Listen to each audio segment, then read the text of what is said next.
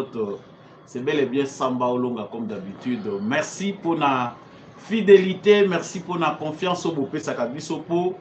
To Memelabino Basango, ya République démocratique du Congo. Vous s'est trompé.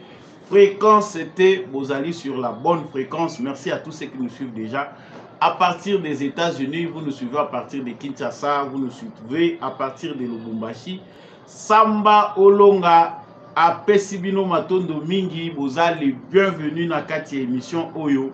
Likez, partagez, vous êtes en direct, commencez déjà à partager dans vos groupes WhatsApp. Partagez les lives s'il vous plaît, manifestez-vous. Bozakolanda Ndeko Samba Olonga depuis wapi na République démocratique du Congo, Oza Wazalendo, Topé FARDC na Motema depuis wapi à travers le monde. La justice de Dieu n'épargne personne. Ceux qui ont kosala kamabe, okanisi ke mukileza komona yote, topo kosala ngona nko. Okanisi ke yo zali tout puissant, liboso na yo moto azali te, yeba yango que justice yanzambe ezalaka. Tôt ou tard, tu finiras par payer les prix de tes actes. À la une de notre actualité, les taux se resserrent de plus en plus autour de Corneille Nangaa, l'aventurier de l'AFC. Et c'est que les États-Unis d'Amérique a vu Ndingisa yako sanctionné Corneille Nangaa na bande na ye ya aventurier ya AFC.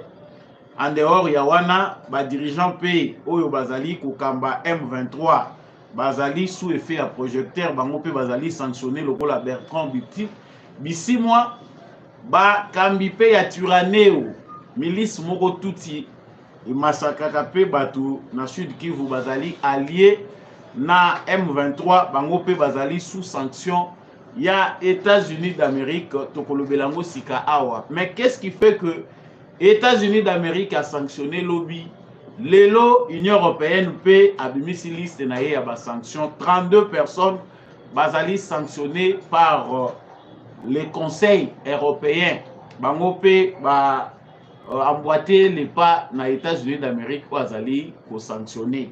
Pourquoi ces sanctions?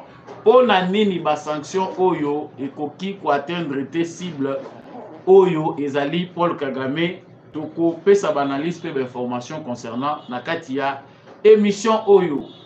Procès oyo ya Corneille Nangaa et consort ezali procès moko ezali ko kende malembe pour se transformer na apologie ya AFC ya Nangaa topé pour dédouaner Kagame aux yeux de l'opinion nationale et internationale. Heureusement na moment tozali koloba procès ezali délocalisé makambo ngai na bino toyokaki na procès wana ezali penda kotalisa que ba présumé oyo bazali kosamba là-bas bazongi simate bazali penda ko profiter na tribune oyo ba pesi bango pona kosala apologie ya aventure na bango topé ko dédouaner Paul Kagame. Est-ce que cour militaire ya RDC, est-ce que justice militaire na biso basalaki malamu ya kotia procès oyo ezala public? Tozali koyoka na ba dernière nouvelle que ba délocaliser esika oyo procès ezali ko se dérouler ezali sikoyo na Gombe na avenue Lubero nde epai wapi bamemi procès apparemment ekozala à huis clos. Tokolobelango na kati ya émission oyo directeur ya cabinet ya ministre ya défense azali limogé après koyoka ye lobby ndenge ba auditionnaki ye na Demiap ministre ya défense toyebi ke batebele balobaki ke en tout cas ministre ya défense il faut démissionner après maelekaki na Uganda oyo gouvernement ya République démocratique du Congo ayebaki te kotinda moto po akende ko négocier na kombo na ye concernant makambo etali mouvement terroriste M23.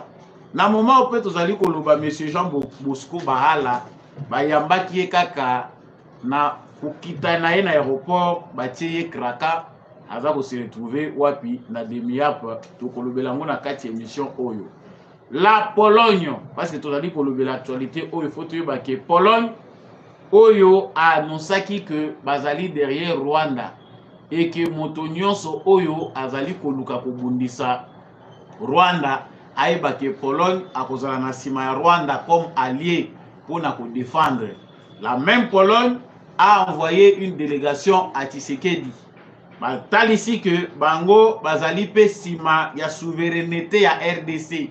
Souveraineté ya RDC ezali négociable te, bango pe bazali ko soutenir yango. Est-ce que ezali aveu ya échec que ba reconnaître que ba kometaki erreur ya kokende na sima ya Rwanda, to pe ezali kaka soni pona ko sauver ba apparence. To kolobela ngo na kati na émission oyo, est-ce que Félix Tshisekedi esengeli asala keba na Pologne po tomonaki na Rwanda ezalaki président polonais ye moko nde akendaki kuna. Mais na RDC tomoni atindi secrétaire d'état na ye aye atindaki délégation yaki liboso. Est-ce que ye moko akoya to pe ezali nango kaka façon ya couvrir? Vous êtes en direct de GCAM Télévision. Je vous partage ces informations à partir de Kinshasa. Partagez les lives au quotidien direct Oyo. Partagez massivement, partagez na baninga na ba groupe nyonso. Merci à tous ceux qui nous suivent. Ba de pères et de mères nyonso boza ko se manifester. Salutations à bino nyonso Oyo bozali kolanda biso en direct. Dites-nous yoza kolanda ba information depuis wapi na République démocratique du Congo, depuis wapi à travers le monde. Abonnez-vous, likez, partagez s'il vous plaît, partagez les lives, surtout ko bosa na ko liker te. Nazongi na basango parce que yango nde eza mutu ya ndenge ka bomoni na titre. Les taux se resserrent de plus en plus autour de Corneille Nangaa. Mais est-ce que ça est suffisant pour que Bisoto se contente nango? Lobby tozui sango. Sango biso tozui ezali que Corneille Nangaa azui ba sanction kouta na États-Unis. États-Unis bazui liste moko ya ba sanction contre ba dirigeant ya AFC ya Nangaa, Yemoko Corneille Nangaa, Bertrand Bisimwa, ainsi que d'autres membres Oyo bazali tout autour ya aventure na bango. En dehors ya ba sanction contre Nangaa Oyo bazali na aventure ya Kagame na M23, tomoni ba sanctionner pe lisusu ba Twirwaneho.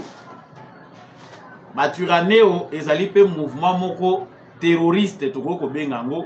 Ezali mingi constitué na ba ressortissants rwandais, des gens qui se disent congolais mais qui ont la tendance ya ko défendre les politiques ya Kagame topé ya Rwanda. Ils ont pris les armes sous prétexte que bazali ko se défendre na Sud Kivu et pas wapi bazali basalier na Corneille Nangaa avec les mêmes intentions au Corneille Nangaa zanango.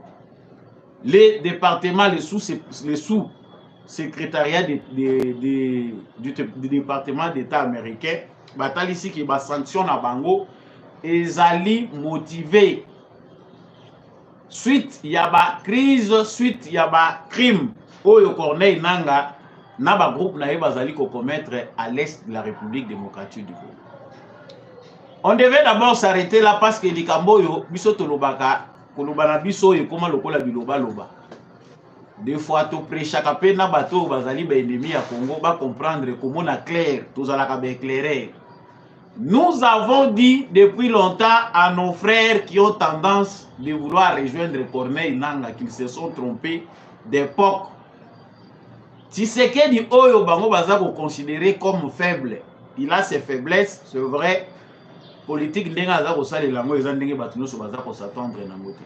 Mais pensez que na moment oyo tozali ezali moment oyo opportun oyo bokokota na réseau ya Kabila bokende ko alimenter ba mouvement terroriste to rebelle avec l'intention de revenir au pouvoir.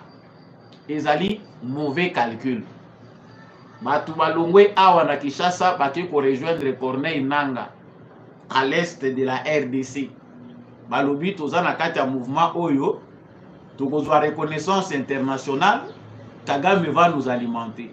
Au moment où nous sommes en train de parler, les Américains, oyo bayebi batenana baboutissant, il y a affaire, il y a des ordres eza koleka l'est ya Congo. Bazui nanu pondo tokokoma na likambo Kagame sima. Baponi nanu Corneille Nangaa. Alobité to banda nanu na Corneille Nangaa tozwa Bertrand Bisimwa parce que Corneille Nangaa n'est pas le seul oyo bango ba ciblé, bazui Corneille Nangaa, bazui Bertrand Bisimwa et les autres. Ça c'est pour les Américains. Balobi toujours tia bango sous sanction. Que veut dire ces sanctions là? Ba sanction wana elingi koloba que Corneille Nangaa n'a plus la possibilité de voyager. Pour ndenge ba Américain batie na liste ba sanction na bango wana. Ça veut dire que soko ozalaka na ba bien na yo libanda ya mboka, ozana ba relation to pe ba faire oyo traitaka nango na ba Américain yeba yango ke ba bloquer yango. Ba pekisi ba citoyen ya mboka na bango. Et c'est pas pour la première fois que Corneille Nangaa a sanctionné.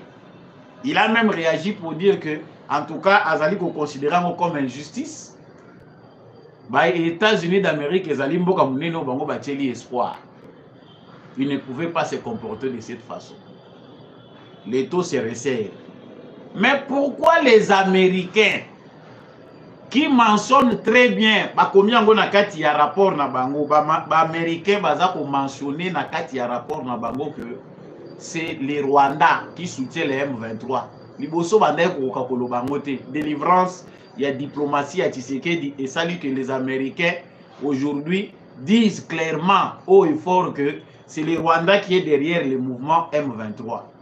Nakati a communiqué na bango pour na présenter ba sanctions bango bazu contre Bananga, ils ont cité les Rwandais comme fournisseurs instigateurs du mouvement M23. Mais pourquoi les Américains nous prennent comme de petits enfants? Na ota ko yebisa ndeko moko weza que yo zoko luka iloko mususu me ndenge kaka mwana azalaka zolela.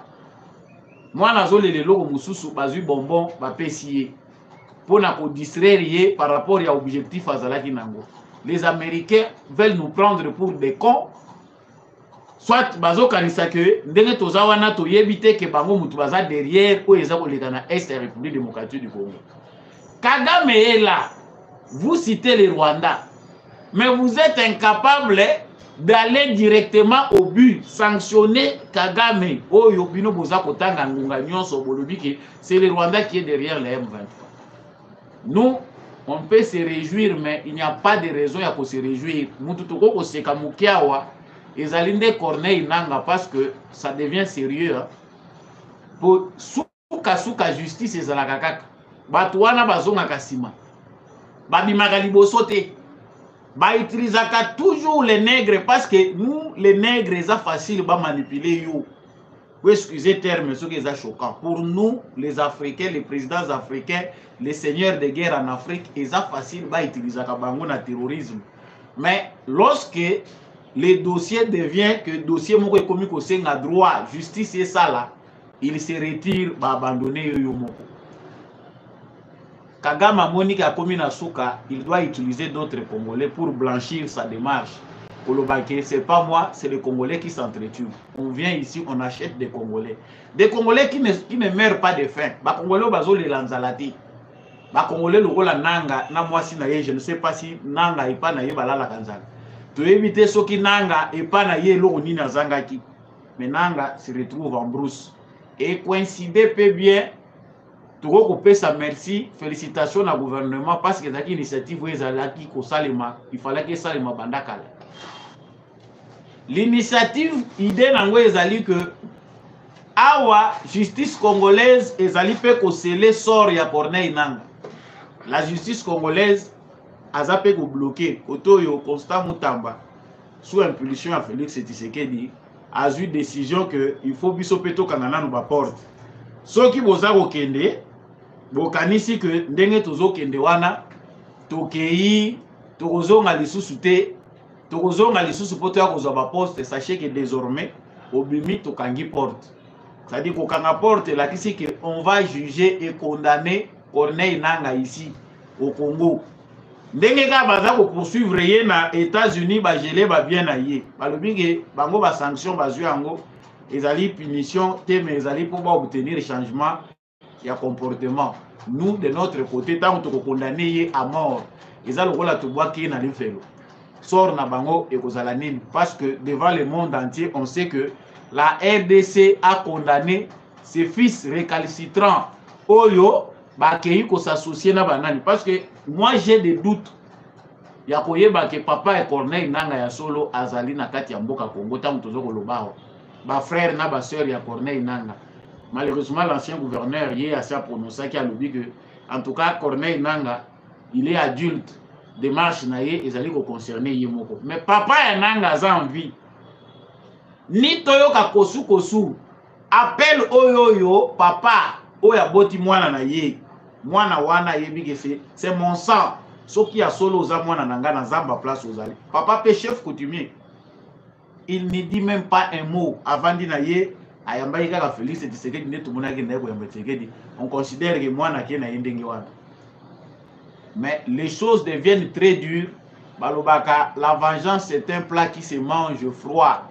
Félix Tshisekedi paraît un peu bête, le terme est choquant politiquement, mais on voit qu'à travers le temps, démarche diplomatique et fout à rappeler dans Nango. L'essor est scellé au sommet. On ne parlera plus Nanga, Nandenga Kolimwa, parce que Bango Bazandengwana, ce sont eux qui ont sacrifié Kunda Batouar, les Laurent Kunda et les autres qui se retrouvaient, Babungi Bazako Yebesika Bazati. Ils ont été toujours utilisés par les mêmes personnes. Ce que Nanga ne sait pas, c'est que Bato Union Sobango Basale là depuis Afdel, ils finissent par les sacrifier. Ba sacrifier à Bango. Bazane Sika Bagomi Mayote. L'Union européenne peut à rejoindre, mais politique, il y a 2 poids 2 mesures. L'Union européenne traite avec l'armée rwandaise, bien que des systèmes qui ont peut 120 millions de soutien à l'armée rwandaise, précieux l'équipe côté Congo. Mais la même aussi l'Union européenne, bango peut continuer un régime, il y a des sanctions. Mais sanctions à l'Union européenne, ils allaient viser même Bawazalendo. Batali, mouvement, batali, l'armée rwandaise. Batali colonel moko na kombo ezope okimawa bazui colonel wana bakotisi pe na kati ya liste ba sanction ba yepe na ngambo na biso balobi il y a un mouvement de wazalendo des Congolais oyo baza ko citer bango bazali ko enlever batou baza ko torturer bango. Nous ne savons pas il s'agit de quel wazalendo yango to ko yebisaka bandeko na biso ba frère na biso bolanda ka biso na front. Être wazalendo ne signifie pas terroriser la population. Nakata balabala yo kendaka kokote la batu na banda au Rwandais au ceci, vous donnez des armes, vous donnez des béquilles na batu oyo bazali ko combattre RDC. Parce que nous baza ko observer biso, ba yebi ke baza ko lukela biso ba erreur. Pour l'Union européenne, il faut équilibrer. Ce qui to sanctionner koto yo il faut peto bimisa pe Congo lokola za fautif.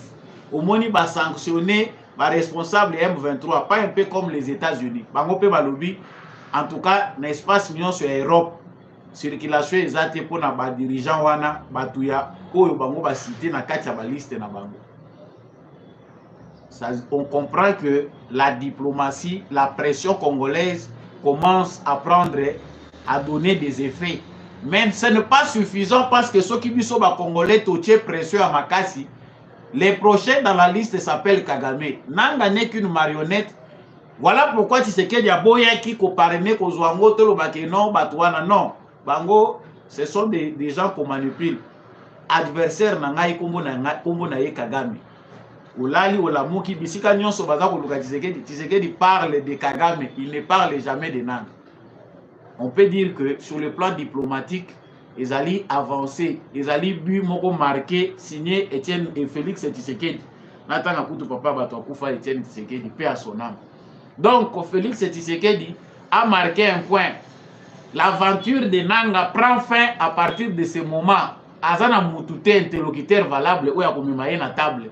C'est-à-dire na mesa ya ba agression, bazotanga agression, bakotanga Nanga te.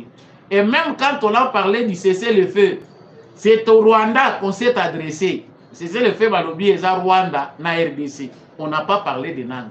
C'est-à-dire tous ceux qui sont des idiots utilisés dans le moment où ils sont on va parler un autre langage. Que M. Corneille Nanga comprenne que les pardons libèrent.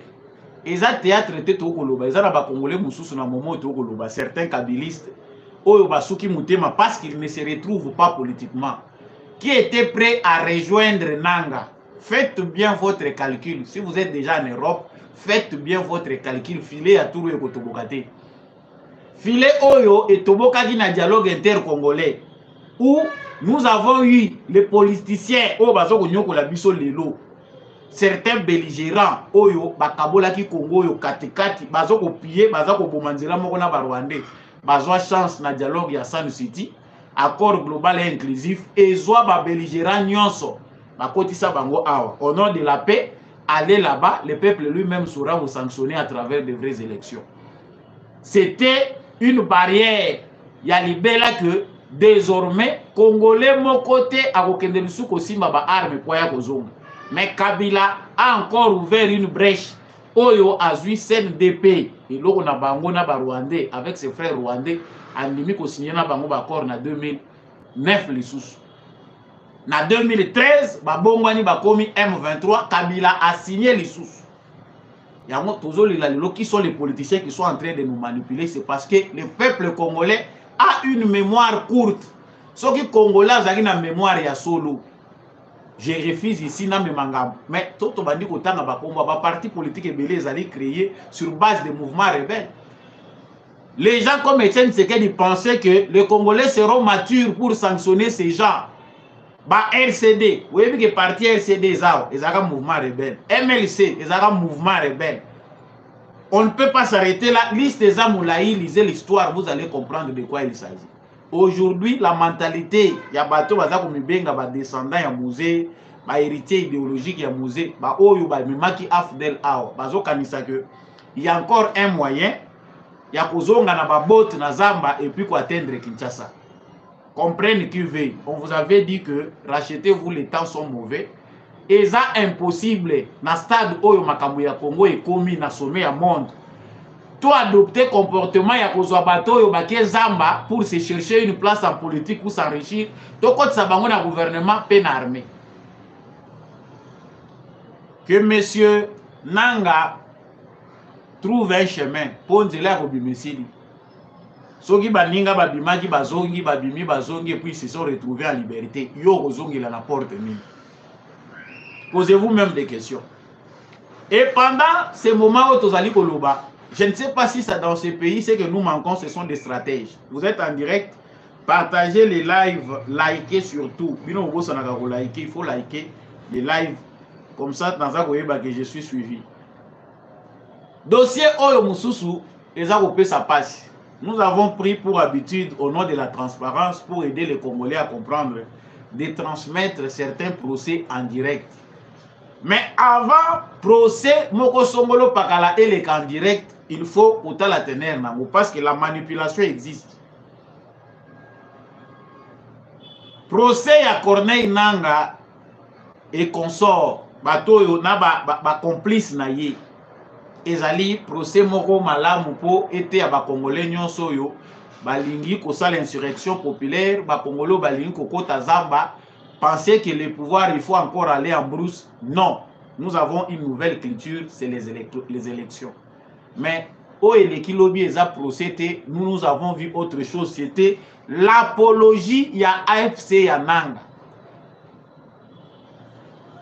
Monsieur là, n'a évité ce qui va me mélier, mouma ya value, mo ba melisaka ba terroriste. Le monsieur Eric Nkuba.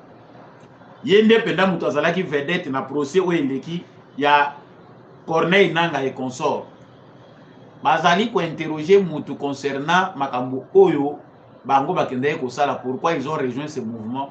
En tout cas, tout ce qu'il a dit là-bas, pour les Congolais qui ne maîtrisent pas la politique, on peut lui donner raison. Mboka ezako tambola bien té.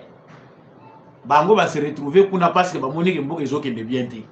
Lokola mboka ezokende bien té, bokangaki Vital Kamerhe botikiye, ba détournement eza partout. Nous sommes allés en brousse pour tokende kosimba bibundeli toko mati Kinshasa. Et là on les voit en train de dédouaner Kagame et Nanga. En tout cas, tokendaki kuna parce que tout le monde que ça ne va pas, rien ne marche au pays. Mais il faut que tu procès ni peut batunini ou juger bango en public. Et ça la systématique, et ça la organisé. Les procès en public, on ne les prend pas n'importe comment. Parce qu'il faut médiatiser les procès, congolais de près, et que tout peut être médiatisable. Non! Mais Abimi a lobby, biso, tout ce que le Rwandais na Ruchur. bato balandaki monsieur Rick Nkuba lobi na Ruchuru tokendaki tomoni na biso ba Rwandais te. Par contre les Rwandais baza na bango na kati ya FARDC. FDLR avant M23 ils a créé FDLR azali ko sala loi. Eza M23 nde aye ko arrêter FDLR. Il fait l'apologie de Kagame pour ne pas dire Nanga. Il y a eu erreur de la part de la cour militaire. Il y a un procès à modèle où il y a bateau bazali ko jugé pour crime. Même dans ces pays, on ne médiatise pas tout. Même à la CPI, tout n'est pas médiatisable. Et ça n'a pas séquence les kaka à huis clos. Et ce qui kuna entre les juges, doit avoir un avocat na bango. Mais nous leur avons donné la possibilité hier. Il y a qu'on démontrer bêtises na bango parce qu'au Congo, les gens consomment sans censure. Na Congo, tant nous avons vu des Congolais. Parce que tu évites comment les gens sont manipulés. Procès à Vital Kamerhe est réclamé par les Congolais. Mais vous évitez un procès où Kamerhe na psychologie na politique. A baloli procès. A comme ici procès ou na politique. Au lieu à se défendre devant le juge. A profiter na caméra, le quoi bazolandanga mokili mobimba bazolandanga pe partout les Congo m'entend. À la place à avancer par argument, ils allaient lié na makambo bazo fundaye a komaki ne koloba politique. Et les Congolais facilement manipulables. Certains ont partagé sa peine. Ah, bayo kelaye mawa. Nous avons circulé à Kinshasa, on sait comment les Congolais et les Kinois réfléchissent. Kaka les mêmes Congolais bazaye kolobake moyibi bakangaye ate à défendre kitoko alobi bien batika na bango ye kaka 20 ans ezebele. Les Congolais ne savent pas ce qu'ils veulent. Face à un peuple comme ça, oh tozali na crise, il y a d'ontologie, na professionnalisme, na métier à journalisme, on ne peut pas exposer les Congolais à du n'importe quoi. Oh et les cas qui lobby. En résumé, Ezalaki apologie à AFC Ananga. Ce monsieur-là ne peut plus être interrogé en public. Et il a même le courage de vanter. Bisotozo les là crime que ils ont commis. Bazaba marionnettes, on les a utilisés. Quelqu'un qui a l'amour du pays, face à une erreur, basi bakanginga nazako samba, il peut demander simplement pardon à la nation. Mais on sent que monsieur Eric Nkuba Azaka Kanakati a manipulation. Le langage tenu par Kagame est répété par M. Rick Nkuba. Donc, la différence était entre Kagame. Et ça, le roi va inviter Kagame pour un procès. Qu'est-ce qu'il va dire? Il va se défendre, il va chercher que oui, j'avais raison. C'est ce que M. Rick Nkuba disait. Et Wouti Nango, na Rwanda te et Wouti na Congo. C'est ça la synthèse de ce qui s'est dit hier. Heureusement, na moment nazali koloba, ba délocaliser procès. Bobiso to comprenaka na retard. Tozalaka na biso imprévisible. Là où il faut prévoir, on ne sait pas si les juges, bateau tout bazali organiser procès wana, ils pensaient à quoi? Est-ce qu'ils ne savaient pas bayeba qui gravité à situation au na makambo eko kolobama? On va délocaliser le procès et l'ongwe place où ils allaient lobby allez ba memia mosikoyo na Gombe na Lubero ceux qui a venu Lubero et aux ala huis clos toi aux ala en public ça reste à vérifier. Certains disent que et aux ala à huis clos. Pourquoi pas le faire avant? Ce sont des criminels de guerre. Bazali Batubasali haute trahison. On ne peut pas les exposer comme ça. Si on les expose, peut-être représentation. Et la bongo politique et se joue à pays nyonso. Monsieur le procureur général, bateau bazali ba juge, bazali kolanda makambo, vous comprenez que nous sommes manipulés chaque jour. Évitez-nous cette manipulation. Des procès, le rôle de détournement, il faut boire en public. Mais le procès, le rôle de bateau, déjà baza endoctriné, ensorcelé par Kagame, ne les mettez pas devant la presse. L'air sort, c'est les terroristes. Terroristes, c'est ceux qui déjà façonné mentalité naïve. Le terrorisme est bon la makanisa mutu. Tant qu'on a mutazon di makolata explosif, ake kokufa et si ka batebele bazali, alobi je meurs, je vais chez Allah. Na kufi na ngai, ala koyamba ngai. endoctriner ye, cotifier biloko ezalaka te pour na ye vie ezolobele eloko te. Ces frères là oyo toza komona baza kosamba toyebi te ils sont congolais ou pas, botia bango lisusu na télévision te. Toujours parlons na makambo ezali koleka na est ya République démocratique du Congo. On parle aussi na dossier moko ezali très important awa. Les dossiers mosusu importants toza kolobela ezali dossier ya directeur ya cabinet ya ministre ya défense oyo balimoje lobby. Alobaki ke eza singa. Tu peux toyoki ke ministre ya défense a démissionné to pe alongwe. C'est vrai, Tshisekedi est touché na place aza sensible, place force na ye vandeli diplomatiquement, place ou abeti batuma kofi yozo ya kolembisa ye. Monsieur Oyo, général major Aimé Mbiatou Konzoli, directeur de cabinet ya ministre ya défense. On espère que le dossier Oyo ezaki traité na cabinet na ye. Ye muta salaki ordre de mission ya monsieur Jean Bosco Baala. Ordre de mission pour akende na Uganda.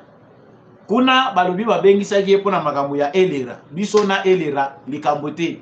Ono il y a des Congolais qui étaient dans les Elera.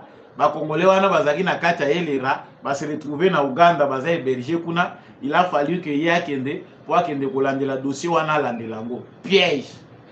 Mais pour na nini na ministère ya défense, le général Oyo aza directeur ya cabinet ya ministre na biso ya défense tozuye akokaki kozala une erreur Oyo yepe bandimi basigné na ministre ya défense ndenge nini esengelaki mutu wana akende.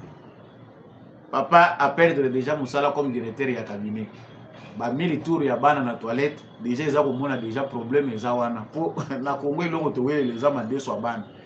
Certains ont du mal à réfléchir au pays. Donc olobaki na mboka na biso, ce qui nous tue c'est parce qu'on n'a pas des gens sérieux.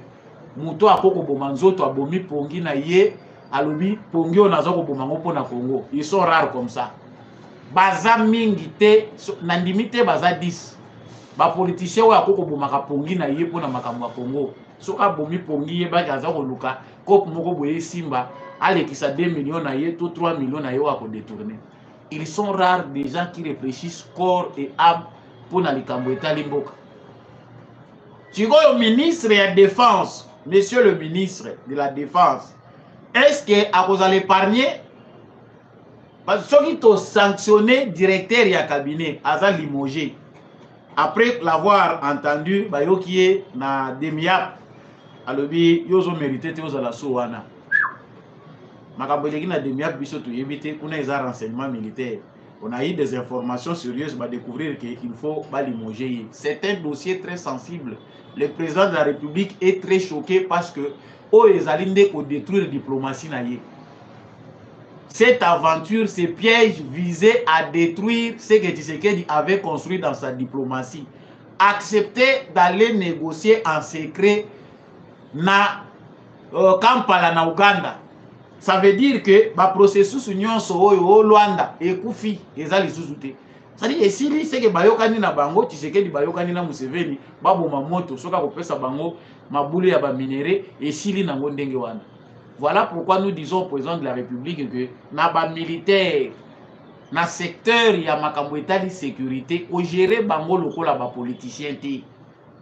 A sali mabe on ne peut pas attendre que ba erreur comme misato. Mbala moko longoli.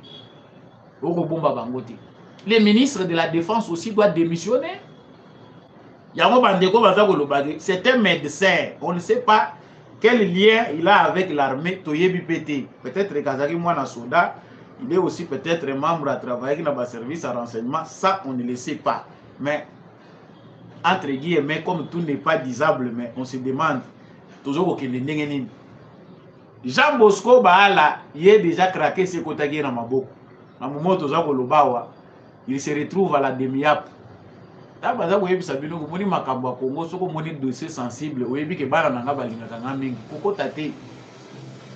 Retire-toi avant que soit grave. Longo lié na fonction. Il n'est même pas encore arrivé. À comment il coûte tout na Kinshasa ou à comment appeler sa rapport. À comment il coûte tout. Quand avion na yezo qui t'a atterrir à komika la awa, soit qui te l'a na Goma, balamoko. Bazuye wana. Bon, direct de MIAP. Là-bas, il est interrogé. Il est allé à l'encontre de sa mission. Il n'y a pas une mission où il va négocier pour la M23. Il n'y en a pas. Mission exatée. Nous avons un problème de stratège. Et puis l'Europe, faut tout reconnaître. Des patriotes, des stratèges, c'est des qualités où ils sont rares. Les stratèges, on les a moins parce que culture où ils allaient, na bateau bazali pour animer l'institution pour la plupart. Ils allaient que nazwa nangai. Ce qui n'a zui, et si l'ipon nangai, je m'arrête là. Les restes là, ndenge balobaka koto, je sais pas, ndeko tidingi shilueza na mukaga. Ambelika kapona kolakisa bino ki nazo sala musala. Mais au fond, la majorité à Batumsou bazana ba institution ba yebakate comment faire pour aider le président de la République. Voilà pourquoi certains condamnent les chefs. Chef Azalaka Moko. Monsieur le président de la République, vous êtes trop patient et nous nous sentons obligés de vous le dire. Vous êtes trop patient. Au Congo, si vous voulez que Batouba Zonga Nanzela, en tout cas, je ne pense pas qu'il faut être trop patient vis-à-vis des Congolais. Il faut être rigoureux. Les Congolais, ils ont dit bolingo. Ceux qui ont été na poste ou pesakaye tamulaï pour sanctionner. Et ça, ils ont compris ça. Ils comprendre que ça faiblesse. Tu sais qu'elle dit, ah, ta tchenenga wana akolobaka ka lobi na ya avandi na ye. Akoloba na ya lobi na ya avandi na ye. Comprendre qui veut. La Pologne soutient sans équivoque la souveraineté de la République démocratique du Congo. Les Agaga va tourner. En tout cas, cette année est chargée parce que tous les Kazakh les alliés changer. Les appels Kazakh a solo les ont changé ou bien les a réalité moro to yebité. Président polonais a quitté na Rwanda et pas Kagame. La Pologne c'est un des alliés américains en Europe. Parmi les alliés importants.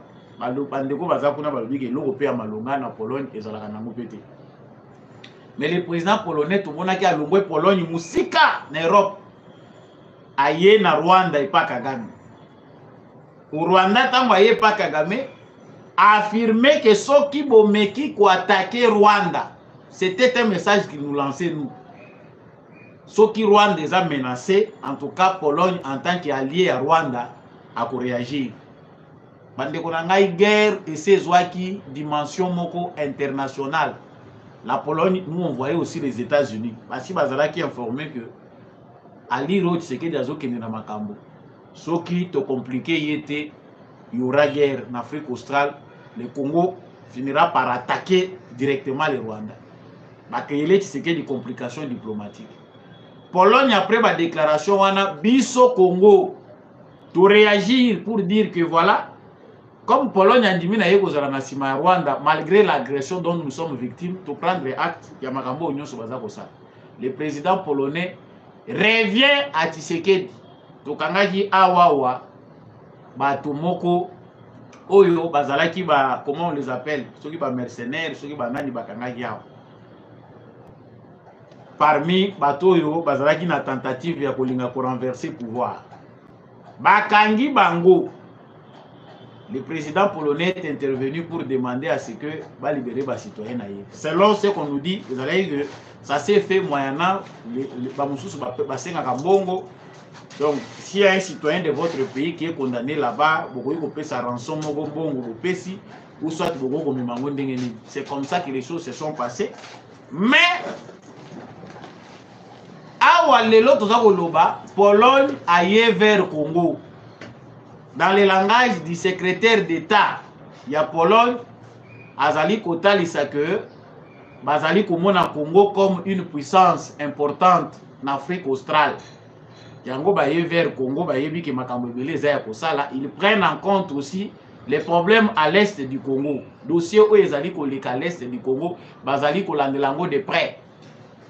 Et le fait de suivre pour eux de près, il a dit que ils soutiennent la souveraineté de la République démocratique du Congo, l'intégrité territoriale. C'est-à-dire, la même Pologne, via son président au Rwanda, au Batali Saki que Bango Baza prêt pour na Rwanda, position officiellement, il y a que, en tout cas, souveraineté à Congo est non négociable. Mais ce qui nous tue ici, que on peut le dire à haute voix, au lobby ango. Est-ce que ça Salem, l'Union européenne, les États-Unis, aujourd'hui, Pologne, au Yazaragina, Rwanda, à Baloli Kazaka, tout le monde a dit l'Union européenne, Bazoya Malem et Malem. C'est que nous, les Congolais, nous comprenons pas, c'est qu'il faut une pression. Pression, c'est la nature, il faut que les Congolais s'énervent. Ceux qui Congolais à Tomboki à Solo, ils vont nous considérer comme un pays, une grande nation. Jusque-là, Belé va payer, Belé va comprendre que le Congo est un État et il faut tout respecter Bango, l'intégrité na Bango, la souveraineté na Bango. Nous sommes considérés comme un pays à part. Sauf le Congo, États-Unis, Angleterre, France, Allemagne, tous ces pays-là, nous avons une souveraineté en otage. Quand on veut décider au Congo, nous décidons ensemble avec les Américains, les Anglais, les Français, les Belges, et j'en passe. Mais les Congolais pensent que pour se libérer, il n'y a que Tshisekedi qui va vous libérer. Nous nous trompons. Tokoti Kalaka vulnérable, Tshisekedi a collé canaillé, c'est un passager. Il a fait des temps sur cette terre comme nous tous. Mais Tokoti Kabana na biso ba wumbu parce que nous pensons que oh biso Sengelito sala patumusunde faut ba sala mona place na biso. La Pologne a compris quelque chose comme le pays, monsieur, comme vous comprendre. Si vous perdez le Congo, vous perdez tout. Parce que l'enjeu, oh, ils allaient bouleverser le monde, ils allaient se jouer peine à Congo.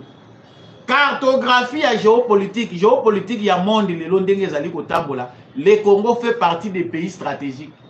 Donc, ici, quand on a la puissance, ils allaient s'affronter. Au Congo aussi, ils s'affrontent. L'avenir du monde.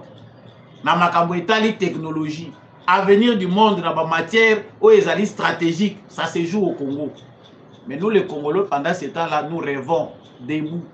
Il y a des gens qui pensent que Tshisekedi Kaka. Après passi, pour passi, nous sommes vivre. Après passi, tous les gars Tshisekedi totié au centre, Tshisekedi n'est pas au bon. J'ai une information urgente, nous avons développé un lobby. Information Oyo. Président de la République. Ce n'est pas bon d'entendre ça parce que c'est dangereux. Que les présidents de la République tiennent en compte Malamu. Tu es président de la République, le sous-président et à partir de PCT. Mais attention, ce qui est en train de se passer à l'IDPS, que le président n'attende pas que Ayoka va corrompre, voire même à Kinshasa, pour ébeler Bazali Banda. Mais Bamusu Bazana Kati déjà na Kinshasa na Momo na Zogoloba. Ce qui président Félix Tshisekedi Ayoki qui n'a parti na UDPS. Un grand nombre de membres et cadres du parti va rejoindre M23, ça ne sera pas la paix pour lui. Il y a besoin de Zagoloba. Tolobi ango polele po mutunyon so Ayoka. L'UDPS les alliés sous basuma ya pouvoir ya Tshisekedi. Même tant que Congolais à l'embaka Tshisekedi. UDPS nde mutu la musaka lisusu peuple congolais pour te garder espoir. Peut-on comprendre que Tshisekedi a une vision salvatrice pour ce pays? Mais on a tendance à comprendre que les partis de PES est pris en otage par des individus. C'est grave. Tant que chuchoter, c'est qu'il y a des gens qui ont tendance à le faire. Ceux qui les lobes à cadre et à UDPS, frustrés, ils n'ont plus de place à l'UDPS parce que la famille biologique n'a pas individu mafieux s'accaparer na parti au batunyon so babundeli ba commission bien privé na bango. C'est le pays qui va enfumer et ça grave. Les informations on a encore développé dans des détails mais mes télévisions et angonga. J'y reviendrai encore dans l'émission de demain. J'entends beaucoup de précisions. Dans la fédération extérieure, il y a eu de PES. Fait à l'intérieur, il y a des gens qui sont contactés par les Rwandais pour passer la Kouana. Ngai na pesi information ya ngai ezalaki koloba balobi Ezekiel 36 alobi mobeko ba pesi na mudi mwishi mutoyo akebisaka soki nga na lobi pété o to lobi te biso to loba kaka na lobi c'est combat là nous les connaissons tous mais ça fera très mal que mabe wana ya émission ya mukola lelo ekomi na suka soko laika kite oza muninga malamu te likez émission oyo partagez soko oza abonné te abonnez-vous. Large partage vraiment na sengi na bino Merci de nous avoir suivis de partout à travers le monde. Samba Olonga de père et de mère comme d'habitude. N'a pas changé, je reste congolais à vie. Merci l'équipe technique et à chaque coup.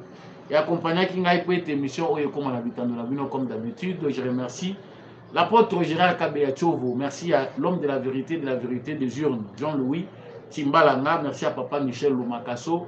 Papa Maurice Kikangala. Merci à lui, merci à papa Freddy Ngwama, papa Boniface Mpunga, maman Bilo Bilonda, maman Lisette Mumbendou. Merci à tous ceux-là qui suivent vraiment l'émission des beaux Congolais. Je vous demande de continuer toujours à nous soutenir. Wazalendo na motema, FARDC na motema, tokutani prochainement na émission Moussos.